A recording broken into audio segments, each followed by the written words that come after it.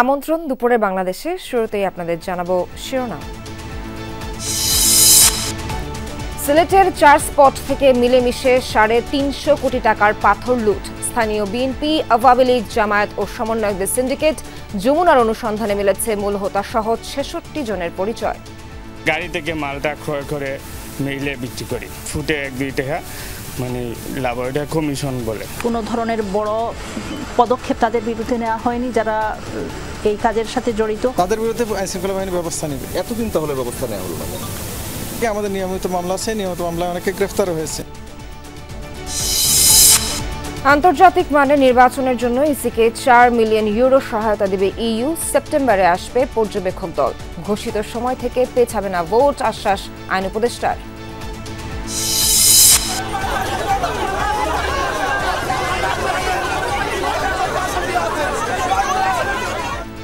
জুলাই হত্যা মামলার আসামি পুলিশ কর্মকর্তাকে জামিন দেয়ায় শহীদ পরিবারের ক্ষোভ। সচিবালয়ের মূল ফটকের সামনে অবস্থান।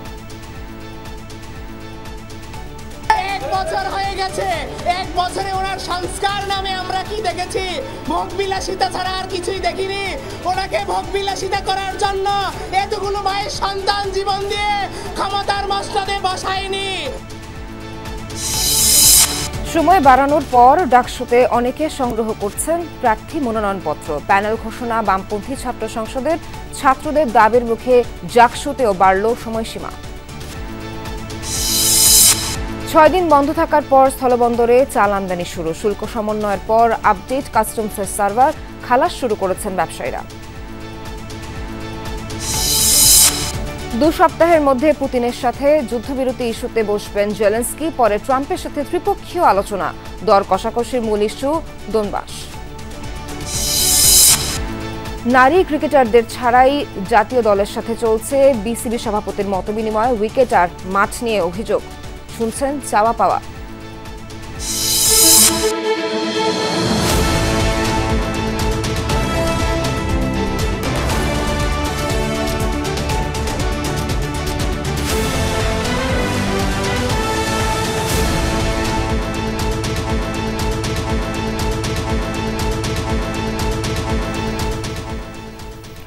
দর্শক, এতক্ষণ শিরোনাম দেখছিলেন। এছাড়াও দেশ বিদেশের আরো খবর নিয়ে দুপুরে বাংলাদেশে আপনাদের সঙ্গে আছি আমি নাবিলা সোহার। সর্বদলীয় ঐক্যে লুট হয়েছে সিলেটের পাথর। বিএনপি, আওয়ামী লীগ, জামায়াত আর সমন্বয়ক কেউ বাদ নেই এই লুটপাটে। শুধু সাদা পাথর নয়, লুট হয়েছে এবং এখনো হচ্ছে আরও অন্তত 4টি স্পট থেকে। 5 আগস্টের পর এই স্পটগুলো থেকে তুলে নেওয়া হয় আনুমানিক 360 কোটি টাকার পাথর। লুট হয়েছে 3 কোটি ঘনফুট, আর জানাজানির পর অভিযানে উদ্ধার হয়েছে মাত্র 5 লাখ ঘনফুট। কোম্পানিগঞ্জে পাথর লুটের সাথে জড়িত মূল হোতা সহ 66 জনের পরিচয় পাওয়া গেছে যমুনার অনুসন্ধানে। প্রশাসনের সামনেই কি করে হয়েছে লুট পাওয়া গেছে এর প্রমাণও। সহকর্মী আখলাকুস সাফা ও মাহবুবুর রহমানের অনুসন্ধান, ছবি তুলেছেন ইসমাইল হোসেন জনি।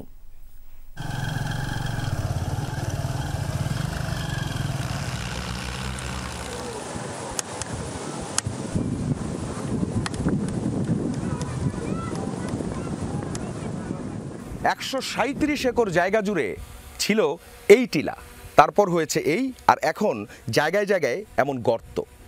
1995 সালের আইন থাকার পরেও 1999 সালে সরকারিভাবে এই টিলা ইজারা দেওয়া হয়। এরপর থেকেই শুরু হয় টিলা কেটে পাথর বের করার কাজ। তারপর মামলা মোকদ্দমা হয়েছিল, বন্ধ ছিল কাজ। কিন্তু 2024-এর 5 আগস্টের পর আবারও দেদারসে শুরু হয় পাথর তোলা, আর এখন 1 বছরে এই হলো পরিস্থিতি। গেল বছর আগস্টের প্রথম সপ্তাহে প্রায় 50 ফুট উঁচু এই টিলায় ঠাঁই দাঁড়িয়েছিল 700 বছরের ঐতিহাসিক শাহ আরেফিন টিলা মাজার। মাত্র 4 মাসেই এখন তা নিশ্চিহ্ন। শুধু এই টিলা থেকেই লুট হয়েছে 100 কোটি টাকার পাথর। কারা করেছে এ কাজ? জানা গেল এই ধ্বংসযজ্ঞের পেছনে 20 জনের একটি সিন্ডিকেট। এই লুটপাট হয়েছে বিএনপি, জামায়াত ও আওয়ামী লীগের নেতাকর্মীদের সম্মিলনে। 5 আগস্টের পরের অন্যতম হোতা উপজেলা যুবদলের যুগ্ম আহ্বায়ক বাবুল আহমদ বাবুল, ইসলামপুর ইউনিয়ন বিএনপির সাধারণ সম্পাদক সেবুল আহমদ, 9 নম্বর ওয়ার্ড বিএনপির সভাপতি ইসমাইল মিয়া, উপজেলা আওয়ামী লীগের ধর্ম বিষয়ক সম্পাদক হুঁশিয়ার আলী, ওয়ার্ড যুবলীগ সভাপতি ফয়জুর রহমান, জালিয়ারপাড় গ্রামের আব্দুর রহিম, মাজারের সাবেক খাদেমের ছেলে মনির হোসেন, জামায়াত কর্মী ইয়াকুব আলী। টিলার বেশিরভাগ জায়গার দখল কালামিয়া নামে এই ব্যক্তির। যুবদলের বাবুল একসময় চেয়ারম্যান নির্বাচনে প্রার্থী হয়েছিলেন। তারপর থেকেই এলাকায় পরিচিত বাবুল চেয়ারম্যান নামে। শাহ আরেফিন টিলা থেকে পাথর লুটের অভিযোগ অস্বীকার করেন তিনি। 5 আগস্টের পরে আমজনতা যেভাবে আপনার সারা রাত দেশে এই কোম্পানির সব জায়গায় আপনার পাথর উত্তোলন চলছে, ঠিক আছে, তো আমার এলাকা হিসাবে তো আমার এটা হইতে পারে, এটার সাথে আমার এড হতে পারে, কিন্তু আমরা যেগুলো তারা কাছেও নাই। পাথর তুলে নয়, তা পরিবহন করে ক্রাশার মিলে পৌঁছে দেন ইউনিয়ন জামায়াত কর্মী ইয়াকুব আলী। পদবি নাই, আমি কর্মী জামাতে। গাড়ি থেকে মালটা ক্রয় করে মিলে বিক্রি করি, ফুটে 1-2 টাকা মানে লাভ, এটা কমিশন বলে। আওয়ামী লীগের যারা, তারা এখন পলাতক। ক্ষমতায় থাকতে টিলা থেকে পাথর তোলায় তারাই ছিলেন সবচেয়ে এগিয়ে। এই লুটপাট প্রশাসন কি ঠেকাবে? অভিযোগ, পুলিশই উল্টো চাঁদা তুলেছে পাথরবাহী ট্রাক আর ট্রাক্টরগুলো থেকে। আসার পথে রাস্তায় রাস্তায় আমাদেরকে বাধা দেওয়া হয়েছে। রাস্তা খারাপ, নানান রকমের সমস্যা হবে, অথবা শ্রমিকরা মপ করতে পারে, এমন অনেক ধরনের ভয় দেখানো হয়েছে, শুধুমাত্র এই জায়গাটা যেন আমরা দেখতে না পারি। সাদা পাথর এলাকা থেকে 1.5 কোটি ঘনফুট পাথর কারা লুট করেছে? যারা করেছে তারা নদীপাড়ের জায়গা দখল করে ভাড়া দিত লুটের পাথর স্তূপ করে রাখার জন্য। ধলাই নদীর পূর্বে 100-রও বেশি আর পশ্চিমে 150 শতাধিক পাথর রাখার জায়গা। এগুলোর ভাড়া দিনে 2000 টাকা। 3 জন শ্রমিককে দেয়া হতো একটি নৌকা। লুটের পর বিক্রি শেষে নৌকার মালিক 1 ভাগ, বাকি 3 ভাগ ওই 3 শ্রমিকের। যারা জমি ভাড়া নেন তারা শ্রমিকদের কাছ থেকে পাথরগুলো কিনতেন 4 ভাগের 1 ভাগ দামে। এক নৌকা পাথরের দাম 8000 টাকা। সেই পাথর তারা শ্রমিকদের কাছ থেকে কেনেন মাত্র 2000-এ। বাকি 6000 নদীতেই লাভ যাদের, তারাই দৈনিক তুলে নিয়েছেন 1.25 কোটি টাকা করে। 5 আগস্টের পর উপজেলা বিএনপির পদ স্থগিত হওয়া সভাপতি শাহাবুদ্দিন ছিলেন লাভের ক্ষেত্রে শীর্ষে। তারপরেই যুবদলের আহ্বায়ক সাজ্জাদ দুদু।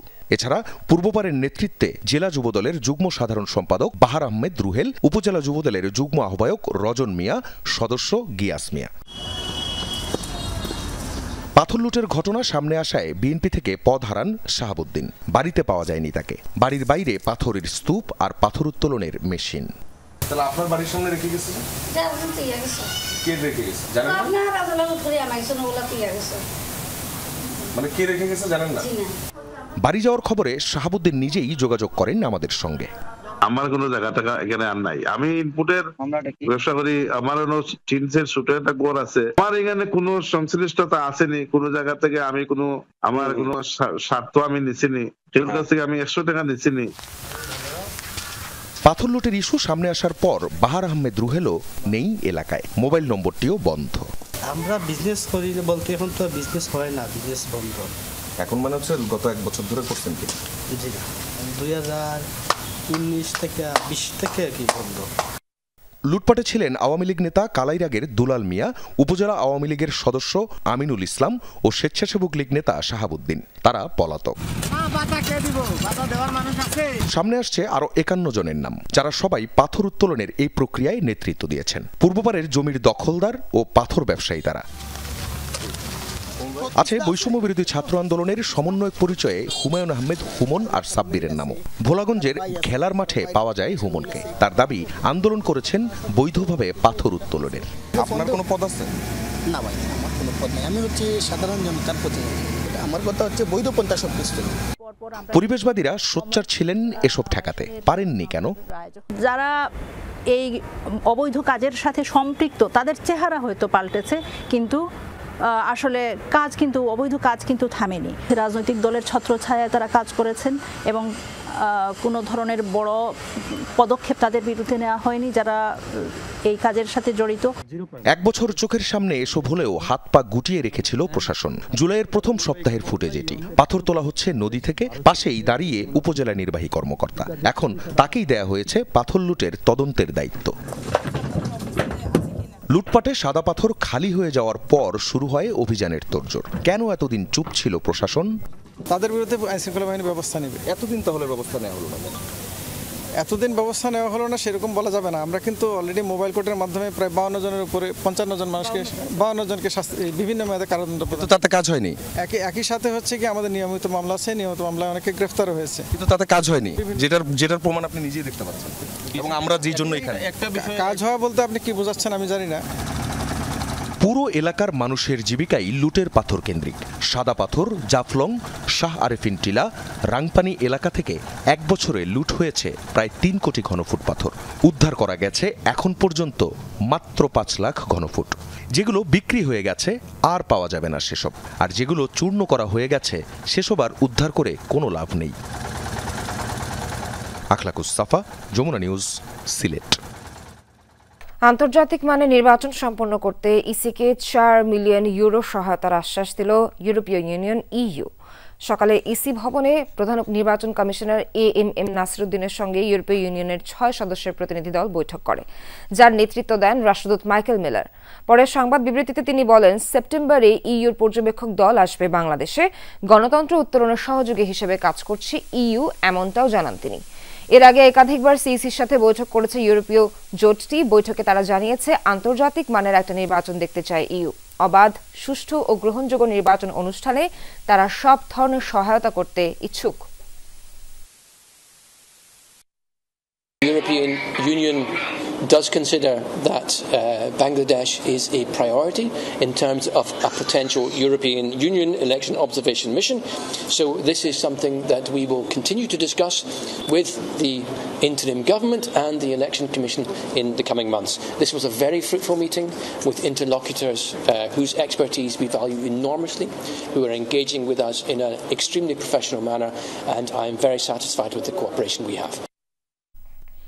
দর্শক, এ প্রসঙ্গে আমরা আরো জানবো আমাদের সহকর্মী লাভলি বিথির কাছ থেকে। তিনি আছেন নির্বাচন কমিশনে। বিথি, সিসির সাথে বৈঠকের পর ব্রিফিং এ কি কি আশ্বাস দিয়েছেন ইইউ রাষ্ট্রদূত, আর এই বিষয়ে আপনার কাছে সবশেষ কি তথ্য আছে?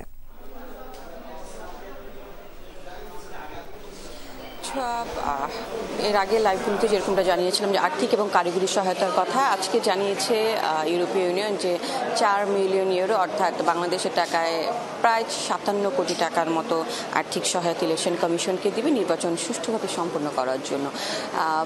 গণতন্ত্র উত্তরণের যে পথ এবং সুষ্ঠু গণতন্ত্র নির্বাচনের যে বিষয়টা ইউরোপীয় ইউনিয়ন বলছে যে তার অংশীদার ইউরোপিয়ান ইউনিয়ন এবং সেই সম্পর্কটা আরও বেশি জোরালো তারা করতে চায়। এর মধ্যে আরেকটি বিষয় জানিয়ে রাখি, বেশ কিছু বিষয়ে তারা সিদ্ধান্ত জানিয়েছে যে আগামী মাসে একটি বিশেষজ্ঞ দল অর্থাৎ প্রাক নির্বাচনী টিম আসবে, এসে ফিজিবিলিটি চেক করবে যে বাংলাদেশে নির্বাচন ইউরোপীয় ইউনিয়নের পর্যবেক্ষক আসার পরিবেশ আছে কিনা। এবং সাধারণত প্রতিটি নির্বাচনী ইউরোপীয় ইউনিয়ন বা অন্যান্য বিদেশি পর্যবেক্ষক যারা আছে তারা কিন্তু এই রুটিন মাফিক কাজটি করে, একটি প্রাক নির্বাচনী টিম পাঠায়, তারপর তারা এসে গিয়ে রিপোর্ট দেয় যে কতজনের টিম পাঠাবে, সার্বিক কী অবস্থা। এর বাইরে হচ্ছে যে তারা বলছেন যে এই পর্যবেক্ষক যে টিম পাঠাবে সেটি আসলে ইউরোপীয় ইউনিয়নের কাছে রাজনৈতিকভাবেই বাংলাদেশ গুরুত্বপূর্ণ এবং সেই কারণেই হচ্ছে যে বাংলাদেশের সুষ্ঠু অবাধ একটি নিরপেক্ষ নির্বাচন তারা দেখতে চায় এবং তার জন্য যা যা ধরনের অপারেশনাল ক্ষেত্রে প্ল্যানিংয়ের ক্ষেত্রে সব ধরনের সহায়তা দিতে তারা প্রস্তুত। এবং আগামী মাসে নির্বাচন কমিশন সহ সরকারের সাথেও কিন্তু ইউরোপীয় ইউনিয়নের যে টিমটি আসবে তারা বিস্তর আলাপ করবে, বৈঠক করবে। ধন্যবাদ আপনাকে। জুলাইয়ে যাত্রাবাড়ে আলোচিত হত্যা মামলার আসামি পুলিশ কর্মকর্তাকে জামিন দেয়ায় শহীদ পরিবারের সদস্যরা অবস্থান নিয়েছেন সচিবালয়ের মূল ফটকের সামনে। এতে যান চলাচল বন্ধ হয়ে গেছে সচিবালয়ের সামনের সড়কে। শহীদ পরিবারের দাবি যে আদালত বৈষম্য বিরোধী হত্যা মামলার আসামিকে জামিন দিয়েছে সে আদালতের বিচারকদের বহিষ্কার ও আইন উপদেষ্টার পদত্যাগ। এ দাবি জানান যাত্রাবাড়িতে শহীদ ইমাম হোসেন তাইমের ভাই রবিউল। সকালে প্রেস ক্লাবের সামনে বিক্ষোভ সমাবেশে কথা বলেন তিনি। বলেন, নতুন বাংলাদেশ বিনির্মাণে শহীদদের ভূমিকা রয়েছে, সরকার তাদের আত্মত্যাগ ভুলে গেছে, তাই বিচারের জন্য রাস্তায় নামতে হচ্ছে। এ সময় তিনি বলেন, শহীদ পরিবার স্বীকৃতি আর বিচার চায়, কিন্তু সরকার এসব দিতে ব্যর্থ হয়েছে। তিনি অভিযোগ করে বলেন, আসামির কাছ থেকে টাকা খেয়ে মন্ত্রণালয় জামিন দিয়েছে। দুর্নীতি লুটপাটে ডুবে গেছে সরকারের উপদেষ্টারা, অথচ বিচারের কোনো অগ্রগতি নেই বলে জানান শহীদ ইমাম হোসেনের ভাই। এত শক্ত প্রমাণ থাকা সত্ত্বেও সব আসামিদেরকে ছেড়ে দিচ্ছে। আমরা হতাশ, আমরা কোনো কুল কিনারা না পেয়ে আজকে এই দেশবাসীর সামনে হাজির হয়েছি। 1 বছর হয়ে গেছে, 1 বছরে ওনার সংস্কার নামে আমরা কি দেখেছি? ভোগবিলাসিতা ছাড়া আর কিছুই দেখিনি। জুলাইয়ে যাত্রাবাড়ে আলোচিত হত্যা মামলার আসামি পুলিশ কর্মকর্তাকে জামিন দেয় শহীদ পরিবারের সদস্যরা অবস্থান নিয়েছেন সচিবালয়ের মূল ফটকের সামনে। যেমনটা জানাচ্ছিলাম, এতে যান চলাচল বন্ধ হয়ে গেছে সচিবালয়ের সামনের সড়কে। এই মুহূর্তে সেখানকার খবর জানবো সহকর্মী শাকিল হাসানের কাছ থেকে, তিনি আছেন ঘটনাস্থলে। শাকিল, শহীদ পরিবারের সদস্যরা আর কি বলছেন, আর সড়কের অবস্থা, যানজট সব মিলে কেমন দেখছেন পরিস্থিতি, জানাবেন।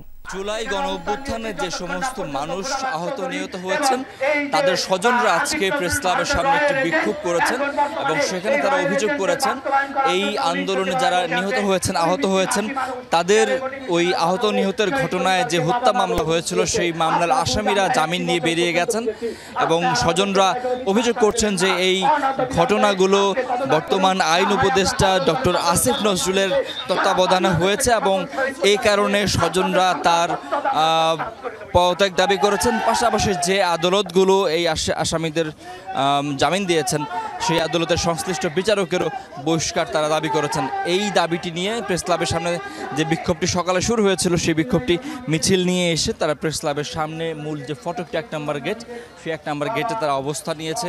প্রায় ঘন্টা দেড়েকের উপরে সময় তারা এখানে অবস্থান নিয়েছে। শুরুতে পুলিশের সঙ্গে বেশ কয়েকবার বিতর্ক হয়েছে। এখানে তারা চাইছিলেন তারা সরাসরি সচিবালয়ে ঢুকে উপদেষ্টা ডক্টর আসিফ নজরুলের সঙ্গে তারা কথা বলবেন, তার পদত্যাগের দাবি বাস্তবায়ন করবেন, কিন্তু পুলিশ তাদেরকে ঢুকতে দেয়নি এবং এরপর তারা এই সড়কটি অবরোধ করে ফেলেন এবং এখানে কিন্তু প্রায় ঘণ্টাখানেকের উপর যান চলাচল পুরোপুরি একদম বন্ধ হয়ে গেছে এবং পুলিশ বেশ কয়েক দফা তাদেরকে অনুরোধ করেছে যে যেন সড়কটি যান চলাচলের জন্য ছেড়ে দেওয়া হয়, কিন্তু শহীদ পরিবারের স্বজনরা তারা কিন্তু সেই দাবিটা মানেননি। তারা কিন্তু এখানে এখন পর্যন্ত অবস্থান নিয়েছেন। এর মধ্যে প্রায় বেশ কয়েক দফা বৃষ্টি হয়েছে। আন্দোলনের জন্য স্বজন যারা দাঁড়িয়েছেন বা পুলিশ সবাই কিন্তু ভিজেছেন, কিন্তু তারপরেও তারা বলছেন যে আজকে তাদের যে দাবিটি নিয়ে এসছেন আইন উপদেষ্টার পদত্যাগ, সেই পদত্যাগের দাবি বাস্তবায়ন না করা পর্যন্ত তারা এখান থেকে সরবেন না। এমন দাবিতে তারা এখন পর্যন্ত আবারও বক্তব্য রাখছেন। যারা আহত নিহতদের স্বজনরা এখনও বক্তব্য দিচ্ছেন এবং তাদের অনেকের অভিযোগ যে আসামে যারা এর মধ্যে অ্যারেস্ট হয়েছিলেন তাদেরকে অর্থের বিনিময়ে জামিন দেওয়া হয়েছে এবং এর সঙ্গে আইন মন্ত্রণালয়ের কর্মকর্তারা জড়িত রয়েছেন বলে স্বজনরা অভিযোগ করছেন এবং এই অভিযোগটি তারা তুলছেন সরাসরি আইন উপদেষ্টা ডক্টর আসিফ নজরুলের বিরুদ্ধে এবং তারা বলছেন তার পদত্যাগ নিশ্চিত করতে হবে। এখানে আন্দোলনকারীদের সঙ্গে কথা বলতে এসছেন রমনা জোনের যিনি উপকমিশনার তিনি মাসুদুর রহমান খান, তিনি বেশ কয়েক দফা শহীদদের স্বজনদের সঙ্গে কথা বলেছেন।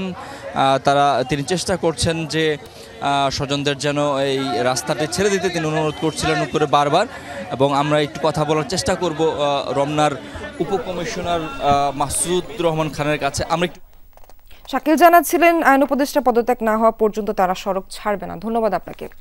নির্বাচনে নিয়ে প্রধান উপদেষ্টার ঘোষিত সময় থেকে পিছিয়ে আসার কোনো সুযোগ নেই। নির্ধারিত সময়ে ভোট সম্পন্নের ব্যাপারে সরকার দৃঢ় প্রতিজ্ঞ, এ মন্তব্য করেছেন আইন উপদেষ্টা ডক্টর আসিফ নজরুল। আজ সচিবালয়ে সাংবাদিকদের প্রশ্নের জবাবে এসব কথা বলেন উপদেষ্টা। জানান রাজনৈতিক দলগুলোর গুণগত মান পরিবর্তন হয়নি, এই কারণেই তারা রাজনৈতিক সুরে নানা বক্তব্য রাখছে। তিনি আরও বলেন দুদক এবং ইসির সংস্কারে যেসব সুপারিশ এসেছে এ বিষয়ে 2-1 মাসের মধ্যেই আইন প্রণয়ন হবে। আজ থেকেই এ নিয়ে কাজ শুরু হচ্ছে বলেও জানান আইন উপদেষ্টা। চূড়ান্ত খসড়ার সূচনা এবং 2-3-4 দফা নিয়ে আপত্তি আছে বিএনপির। সূচনাতেই অসত্য তথ্য দেওয়া হয়েছে এমন অভিযোগ বিএনপির স্থায়ী কমিটির সদস্য সালাউদ্দিন আহমেদের। সকালে গুলশানের নিজ বাসায় সাংবাদিকদের সাথে মতবিনিময় করেন তিনি। এ সময় জানান কিছু কিছু বিষয়ে আলোচনা না হলেও সেসব জুলাই সনদে রাখা হয়েছে।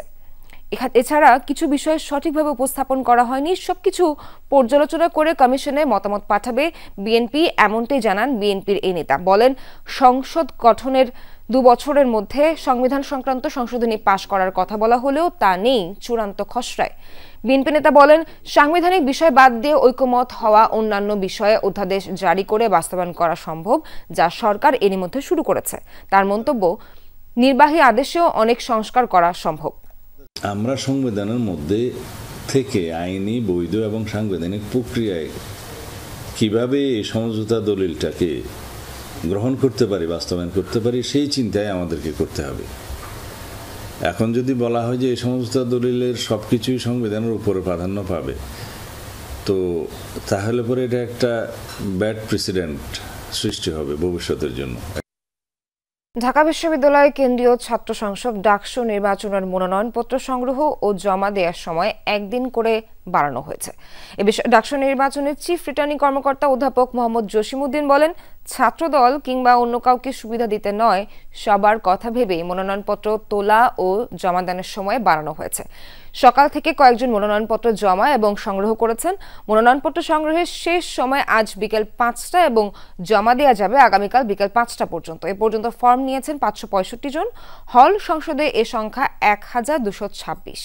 এরই মধ্যে পূর্ণাঙ্গ প্যানেল ঘোষণা করেছে ছাত্র শিবির, ছাত্র অধিকার পরিষদ।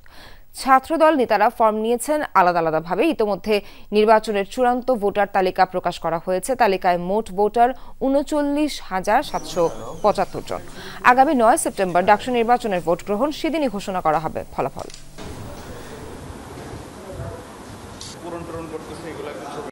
এখনো পর্যন্ত আমরা স্বতন্ত্র প্রার্থী হিসাবে কোনো রাজনৈতিক চাপের মুখে পড়ি নাই এবং আমরা পড়ব না আশা করি। তো একদিন টাইম আসলে বাড়িয়েছে, দেখা যাবে যে আরো প্রার্থী বাড়ছে। আমি কেন্দ্রীয় ছাত্র সংসদে কার্যনির্বাহী সদস্য পদে আসলে ফর্ম তুলেছি এবং আজকে সেটা জমাও দিয়েছি। ছাত্র দল অথবা অন্য কোনো দল ডাকসুতে কোনো ইস্যু না। আমাদের এখানে যারা বৈধ ছাত্রছাত্রী তারাই শুধু মনোনয়নপত্র গ্রহণ করতেছে। আমাদের কোনোভাবে জানার কোনো সুযোগ নাই সে কোন দল করে, কোন গ্রুপ করে, কি করে। এই অন্তত ডাকসু ইলেকশন কমিশনের হিসাবে এই জিনিসটা আমাদের কাছে নেই। দর্শক, এই বিষয়ে আরো আপডেট জানাতে ঢাকা বিশ্ববিদ্যালয় থেকে যুক্ত হচ্ছেন সহকর্মী আলামিন হক অহন। বামপন্থী ছাত্র সংগঠনগুলো তো প্যানেল ঘোষণা করলো, সার্বিক চিত্র সেক্ষেত্রে কেমন দেখছেন আর তাদের প্রতিক্রিয়া বা কেমন দেখছেন?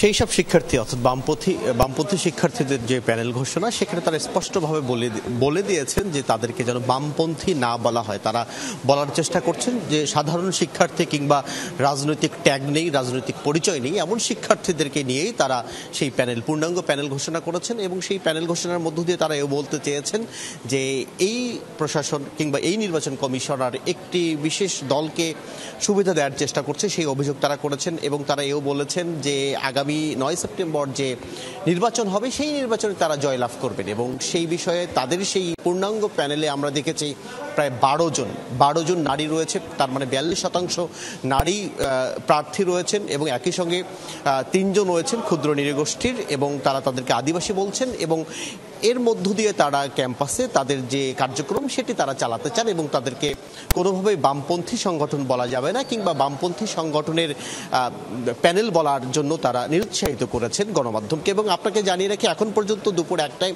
নতুন করে আরও 21 জন নতুন করে মনোনয়নপত্র নিয়েছেন। এবং আজ যেহেতু একটু সুযোগ তৈরি হয়েছে, যে কারণে সাধারণ শিক্ষার্থী আজকে আমরা দেখেছি এবং কার্যনির্বাহী পরিষদের জন্য সেই মনোনয়নপত্র তারা সংগ্রহ করছেন। এবং এর মধ্যে আমরা দেখছি অনেকেই মনোনয়নপত্র সংগ্রহ করে এসে বাইরে কথা বলছিলেন। সেই সব সাধারণ শিক্ষার্থী বলছিলেন যে গেল কয়েকদিন আমরা যে পরিমাণ মানুষের মধ্যে উচ্ছ্বাস দেখেছি, সেই উচ্ছ্বাস শেষ পর্যন্ত টিকে থাকেনি। বিশেষ করে গতকাল রাতের ঘটনায় ছাত্রদলের এবং বাকছাসের যে পাল্টাপাল্টি অভিযোগ সংবাদ সম্মেলন, এর মধ্য দিয়ে কি কোনো ছন্দপতন ঘটলো কিনা সেটিও তারা বলছিলেন। সব মিলিয়ে নির্বাচনী পরিবেশ এখন পর্যন্ত ঢাকা বিশ্ববিদ্যালয়ে বেশ ভালো এবং সেই ভালোটি শেষ পর্যন্ত যেন বজায় থাকে সেই প্রত্যাশা সবার। অহন, ধন্যবাদ আপনাকে। এদিকে দ্বিতীয় দিনের মতো জাহাঙ্গীরনগর বিশ্ববিদ্যালয় কেন্দ্রীয় শিক্ষার্থী সংসদ ডাকসু নির্বাচনের মনোনয়নপত্র সংগ্রহ ও জমাদান চলছে। শিক্ষার্থীদের দাবির মুখে মনোনয়নপত্রের সময়সীমা একদিন বাড়িয়েছে নির্বাচন কমিশন। বিশ্ববিদ্যালয়ের পাওনা পরিশোধ, লাইব্রেরি ক্লিয়ারেন্স নিতে বিড়ম্বনা পোহানো সহ নানা যুক্তি তুলে ধরে ছাত্রদল সহ কয়েকটি ছাত্র সংগঠন। এর পরপরই মনোনয়নপত্র জমা ও সংগ্রহের সময়সীমা একদিন বৃদ্ধির সিদ্ধান্ত নেওয়া হয়। নতুন সময়সূচি অনুযায়ী 21 আগস্ট দুপুর 2টা পর্যন্ত মনোনয়নপত্র সংগ্রহ এবং বিকাল 4টা পর্যন্ত জমা দেওয়া যাবে। সোমবার কেন্দ্রীয় সংসদের 46 জন এবং হল সংসদের 86 জন সহ মোট 132 জন প্রার্থিতা জানিয়েছেন। ডাকসু নির্বাচনের ভোট হবে 11 সেপ্টেম্বর।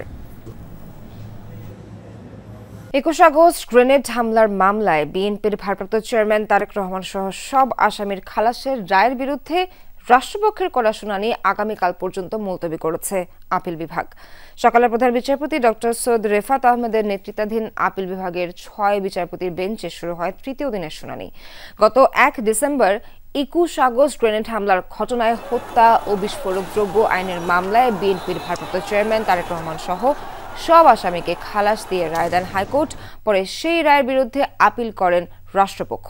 2004 সালের 21 আগস্ট বঙ্গবন্ধু অ্যাভিনিউতে সাবেক প্রধানমন্ত্রী শেখ হাসিনার সমাবেশে গ্রেনেড হামলা হয়। ওই ঘটনায় আওয়ামী লীগের 24 নেতাকর্মী নিহত হন। হিমালয় অঞ্চলের দেশগুলোতে বায়ু দূষণ কমাতে সংসদীয় ককাস গঠনের পরামর্শ দিয়েছে বাংলাদেশ। সমন্বিত উদ্যোগে বায়ুমান রক্ষা করতে না পারলে তার প্রভাব ভয়াবহ হতে পারে বলে আশঙ্কা করছেন উপদেষ্টা সুপ্রদীপ চাকমা। নেপালের কাঠমান্ডুতে হিন্দুকুশ হিমালয় পার্লামেন্ট মিটের শেষ দিনের সেশনে সভাপতির বক্তব্যে এসব কথা বলেন তিনি। এ সময় বাংলাদেশে বিশেষ করে ঢাকার বাতাস স্বাস্থ্যসম্মত নয় বলে উল্লেখ করেন এনসিপি নেতা ডক্টর তানজিম জারা। বিশেষ করে শিশু ও বয়স্কদের জন্য এই দূষিত বাতাস ভীষণ ক্ষতিকর বলে জানান তিনি। এজন্য অপরিকল্পিত শিল্পায়নের সবকিছু ঢাকা কেন্দ্রিক করার যে নীতি তাকে দোষারোপ করেন তিনি। বক্তারা পুরো অঞ্চলের বহু মানুষের ফুসফুসের বিভিন্ন রোগে আক্রান্ত হচ্ছে বলে জানান। সংকট মোকাবেলায় বায়ু দূষণের মতো ইস্যুকে রাজনৈতিক দলগুলোকে অগ্রাধিকার তালিকায় রাখা ও তা নিয়ে জনসচেতনতা বাড়ানোর ওপরও গুরুত্ব দেন পাকিস্তান, নেপাল, ভুটানের সংসদ সদস্য ও ভারতের বিশেষজ্ঞরা। Air pollution, the only way perhaps for me, you have to change the pattern, or you have to change your own behavior, what you will do. Increases the risk of low birth weight, being born as small for gestational age, and the timing of our birth as well. So the risk of preterm birth is increased.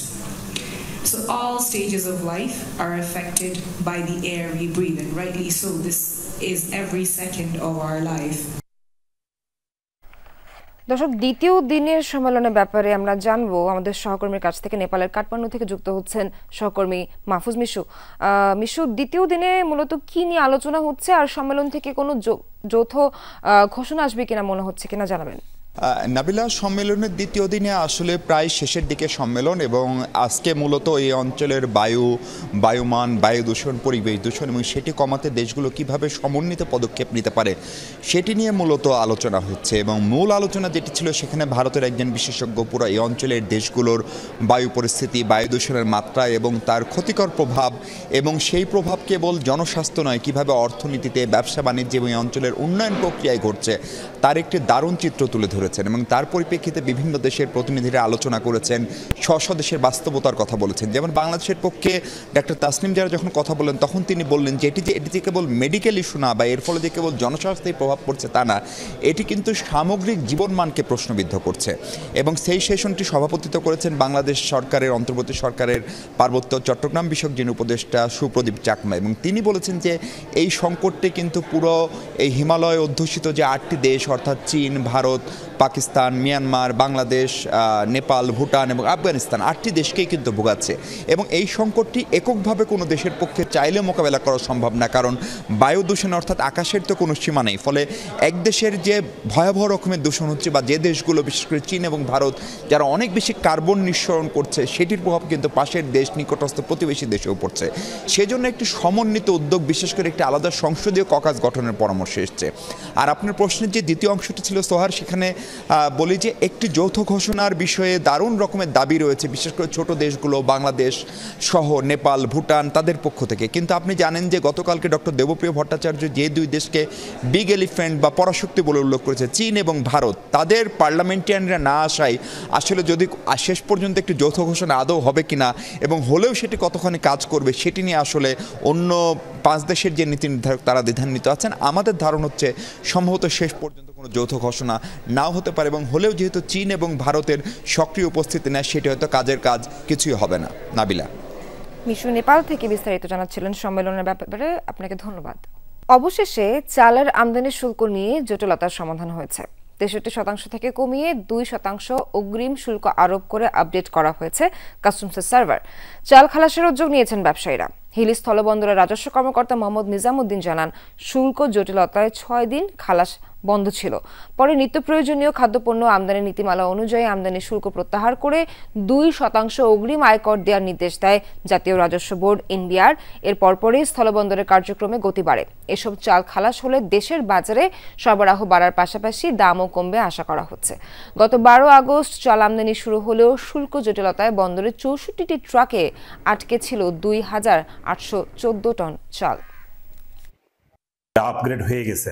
এখন আমরা যতগুলো চাল ঢুকছে এটা বিল of payment দাখিল করে মালগুলো খালাস করতে পারবো। সরকার 2% শুল্ক কর দিয়ে চালের মানে বিল অফ পেমেন্ট তারা দাখিল করার জন্য আমাদের নির্দেশ দিচ্ছেন। এই মুহূর্তে যদি কোনো আমদানিকারক বিল অফ পেমেন্ট দাখিল করে সেক্ষেত্রে কোনো শুল্ক প্রদান করতে হবে না, তবে এআইটি 2% অগ্রিম আয়কর প্রদান করে পণ্য খালাস নিতে পারবে। ইউক্রেনের প্রেসিডেন্ট ভলোদিমির জেলেনস্কির সঙ্গে 2 সপ্তাহের মধ্যেই বৈঠকে বসবেন রাশিয়ার প্রেসিডেন্ট ভ্লাদিমির পুতিন। সোমবার হোয়াইট হাউসে মার্কিন প্রেসিডেন্টের সাথে আলোচনার পর এই ইস্যুতে রাজি হয়েছেন দুই নেতা। এই বিষয়টি জানিয়েছেন জার্মান চ্যান্সেলর ফ্রেডরিক মার্টস। তবে এখনও নির্ধারিত হয়নি বৈঠকস্থল। প্রতিবেশী দুই রাষ্ট্রপ্রধানের বৈঠকের পর অনুষ্ঠিত হবে ত্রিপক্ষীয় সামিট, যাতে পুতিন জেলেনস্কি ছাড়াও অংশ নেবেন মার্কিন প্রেসিডেন্ট ডোনাল্ড ট্রাম্প। সোমবার হোয়াইট হাউসে রুশ ইউক্রেন যুদ্ধ বন্ধে কার্যকর আলোচনা হয়েছে বলে জানিয়েছেন ট্রাম্প জেলেনস্কি দুই নেতাই। ওই বৈঠকের পর যৌথ আলোচনায় অংশ নেন ন্যাটোভুক্ত দেশগুলোর নেতারা ছিলেন ফরাসি president Emmanuel Macron, German chancellor Friedrich Merz, NATO মহাসচিব মার্ক রুট সহ বেশ কয়েকজন ইউরোপীয় নেতা। ইউক্রেনের নিরাপত্তা সুরক্ষার বিষয়ে একমত হন তারা। শনিবার আলাস্কায় বৈঠকে বসেন রুশ প্রেসিডেন্ট ভ্লাদিমির পুতিন ও মার্কিন প্রেসিডেন্ট ডোনাল্ড ট্রাম্প।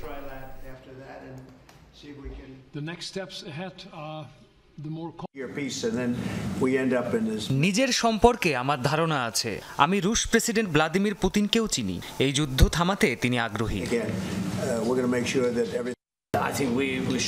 আমাদের এই যুদ্ধ থামাতে হবে, আমাদের রাশিয়াকে থামাতে হবে। আমি এই কারণে যুক্তরাষ্ট্র এবং ইউরোপের মিত্রদের সহায়তা চাই। রাশিয়ার সাথে শান্তি আলোচনা ঘিরে আলোচনার কেন্দ্রবিন্দুতে ইউক্রেনের দোনবাস অঞ্চল। সংঘাত বন্ধে অঞ্চলটি থেকে বরাবরই ইউক্রেনীয় সেনাদের প্রত্যাহারের দাবি জানিয়েছে মস্কো। ভৌগোলিক অবস্থানগত কারণে রাশিয়ার জন্য গেম চেঞ্জার হতে পারে দোনবাস। একদিকে মূল্যবান প্রাকৃতিক সম্পদের আধার, অন্যদিকে সেখান থেকেই কৃষ্ণ সাগর, এমনকি ইউক্রেনের বন্দরনগরী ওডেসায় ছড়ি ঘোরানোর সুযোগ পাবে মস্কো। 3.5 বছর ধরে চলা যুদ্ধে ইউক্রেনের 1/5 দখলে নিয়েছে রাশিয়া। এর মধ্যে সবচেয়ে গুরুত্বপূর্ণ ধরা হয়ে থাকে পূর্বাঞ্চলীয় দোনবাসকে, যা দোনেৎস্ক এবং লুহান্স্ক এই দুই অঞ্চলের সমন্বয়ে গঠিত। শুধু ইউক্রেনই নয়, বলা যায় পুরো ইউরোপের একাংশের নিয়ন্ত্রণ করা সম্ভব দোনবাসের মাধ্যমে। অঞ্চলটির ভৌগোলিক অবস্থান এতটাই গুরুত্বপূর্ণ যে এটিকে দুর্গের সাথে তুলনা করে থাকেন সামরিক বিশ্লেষকরা। কৃষ্ণসাগর তো বটেই, ইউক্রেনের বন্দরনগরী ওদেসাতেও আধিপত্য বিস্তারের সুযোগ পাবে রুশ বাহিনী। দোনবাস ছাড়াও খেরসন, মিকোলাইভ ও জাপোরিঝিয়া রাশিয়ার জন্য কৌশলগতভাবে অত্যন্ত গুরুত্বপূর্ণ, কারণ অঞ্চলগুলো দিয়ে কৃষ্ণ সাগরে আরও বেশি প্রবেশাধিকার পাবে মস্কো। এমনকি আরেকটু পশ্চিমে গেলে ওডেসাতেও প্রবেশ করা যাবে। অন্যদিকে তা ইউক্রেনকে কৃষ্ণ সাগর থেকে বিচ্ছিন্ন করবে। বিশ্লেষকদের মতে দোনবাসের নিয়ন্ত্রণ হবে মস্কোর জন্য গেম চেঞ্জার। অন্যদিকে সাগর থেকে মোটামুটি বিচ্ছিন্ন হয়ে পড়বে কিয়েভ। মারাত্মকভাবে ব্যাহত হবে দেশটির অর্থনীতি, কেননা এই পথেই ইউক্রেনের আমদানি রফতানির সিংহভাগ পরিচালিত হয়। দক্ষিণ পূর্ব ইউরোপের খনি আর কয়লার বড় আধার দোনবাস অঞ্চল। রয়েছে বিপুল প্রাকৃতিক সম্পদ, যদিও যুদ্ধবিধ্বস্ত হওয়ায় সেগুলোর বেশিরভাগই ক্ষতিগ্রস্ত। ঐতিহাসিকভাবে রুশ জাতিগোষ্ঠীর অনেকের বাস ইউক্রেনীয় অঞ্চলটিতে। কৌশলগত আর ঐতিহাসিকভাবে এটা রাশিয়ার জন্য গুরুত্বপূর্ণ, কেননা এর মধ্য দিয়ে পশ্চিমে আরও সম্প্রসারণের সুযোগ পাচ্ছে মস্কো। আবার সেখানে রাশিয়ান জাতিগোষ্ঠীরও বসবাস রয়েছে। এই বয়ানকে ভিত্তি করে দখলদারিত্বকে ন্যায্যতা দিতে পারবে ক্রেমলিন। কিয়েভের দাবি অনুসারে বর্তমানে দোনবাসের প্রায় 70% নিয়ন্ত্রণ রুশ বাহিনীর হাতে। অনিক রহমান, যমুনা নিউজ। জাতীয় দলের ক্রিকেটারদের সাথে বৈঠক করছেন বিসিবি সভাপতি। সম্প্রতি ক্রিকেটারদের কাছে তাদের ফ্যাসিলিটিস নিয়ে পরামর্শ চেয়েছিলেন আমিনুল ইসলাম বুলবুল, জানতে চেয়েছিলেন সমস্যার জায়গা। এক্ষেত্রে রেড জোনে এসেছে উইকেট ও গ্রাউন্ডস ফ্যাসিলিটিসের প্রসঙ্গ। এমনকি সবশেষ 6 থেকে 7 মাসে কোনো সিরিজ খেলেননি নারী ক্রিকেটাররা, সেটা নিয়েও ক্ষুব্ধ সভাপতি। জানা গেছে সব মিলিয়ে 8টা ক্যাটাগরিতে ক্রিকেটারদের কাছে তাদের ভাবনা জানতে চাওয়া হয়েছে।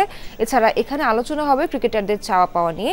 এদিকে এই মিটিংয়ে থাকবে না নারী ক্রিকেটাররা।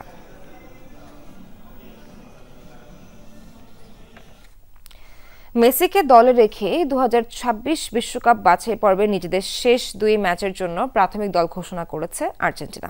আলবিসেলেস্তাদের স্কোয়াডে নতুন চমক হোসে লোপেজ। প্রথমবার আর্জেন্টিনা জাতীয় দলে ডাক পেয়েছেন স্ট্রাইকার লোপেজ। এই মৌসুমে ব্রাজিলিয়ান ক্লাব পালমিরাসের সেরা খেলোয়াড়দের একজন তিনি। 24 বছরের ফরওয়ার্ড 42 ম্যাচে করেছেন 15টি গোল। লম্বা সময় পর দলে ফিরেছেন অ্যাটাকিং মিডফিল্ডার ভ্যালেন্তিন কার্বনি। গত জুনে কলম্বিয়ার বিপক্ষে লাল কার্ড দেখে 2 ম্যাচের জন্য নিষিদ্ধ হওয়া এনজো ফার্নান্দেসকে দলে রাখা হয়নি। এবারও স্কোয়াডে ডাক পাননি পাওলো দিবালা। এরই মধ্যে 2026 বিশ্বকাপের টিকিট নিশ্চিত করেছে আর্জেন্টিনা। আগামী 4 সেপ্টেম্বর ঘরের মাঠে ভেনেজুয়েলার মুখোমুখি হবে দলটি। এরপর 9 সেপ্টেম্বর ইকুয়েডরের মাঠে খেলবে স্ক্যালোনির দল।